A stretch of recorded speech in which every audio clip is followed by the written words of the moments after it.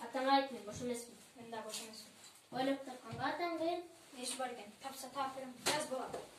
Мен үй салыш үчүн 1 миллион акча сакташым керек. Ошондо менин айлыгым 15 000 сом болсо, мен кредит алышым керек. Ал кредитти 27% менен алсак, менин балам канча жылда төлөп бүтүш керек? Мен ба ата? Жок балам, сен дагы төлөп бүтө албайсың го. Неберем канча жылда төлөп бүтүш керек? Капырай, қайдағы кредитті айтып атасың? Үй салып жүрөчү деп. Зато мен элимди, мекенимди ойлоп жатам. Мекеніңде ме?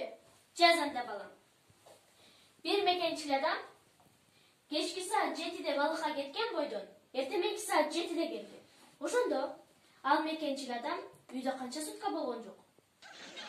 Ой, апа, унутпаңайда. 1 суткабы? 1 суткабы? Жок, болбойт. 2 же 3пү? Жок.